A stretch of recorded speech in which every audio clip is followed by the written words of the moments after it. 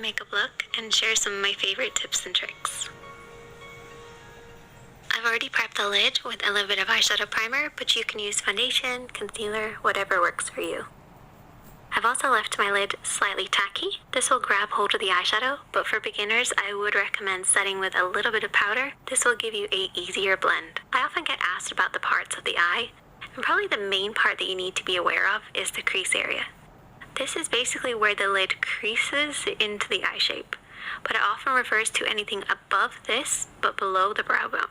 Try not to overcomplicate it, but just make sure you're paying close attention to your blend in the crease. As long as you leave a gap underneath your brows, you're good to go. And the easiest way to create any eye makeup look is to use a shadow at least one shade lighter than your skin tone, a mid-tone shade, and then a shadow at least one shade darker than your skin tone. Your mid-tone is actually the most important, and it can be a little tricky to pick, so I actually recommend using your favorite nude lipstick as a guide. If it looks great on your lips, chances are it'll work in your crease too. But just use a corresponding eyeshadow to match it. We're going to start off with our mid-tone, so choose whatever works for you, and we're using a blending brush to start with. This is anything with a fluffy finish. We're going to start this in the crease of the eye. So apply this from the outer corner, working over and back above the lid, making sure to leave a gap just underneath the brow bone. And also remember to keep your eyes open. This will help you figure out the shape that you're creating. For hooded eyes, this is a great way to camouflage any hoodedness, as it almost contours the hoodedness away. If you don't know where to stop and start your eyeshadows, use your brow, edge of your eye, and edge of your nose as a guide and blend in from this point. As long as you're blending in, it will complement your eye shape. And this area is where we've applied our mid-tone. We can now move on to contour.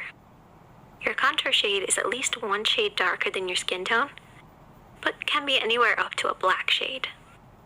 We're going to apply it with that same brush and keep this on the outer lid and into the deep part of the crease. For a more precise application, squash down your fluffy brush and get it deep in that crease. This will prevent you from bringing your contour up too high, which is a very beginner mistake to make. Once you've applied it in that area, open up the brush and blend over and back.